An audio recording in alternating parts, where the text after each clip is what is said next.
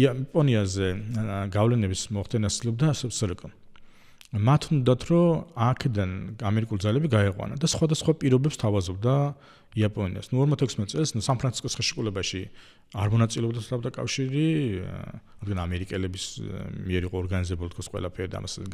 აღიქვა და სტალინი და მაგრამ სამყარო ვითარდება, გეოპოლიტიკური სიტუაციები იცვლება, ქვეყნებს შორის ურთიერთობა უნდა დამყარებულიყო. 2015 წელს უკვე იწყება მათ შორის გზავსი ლაპარაკი და მთავარი მათ შორის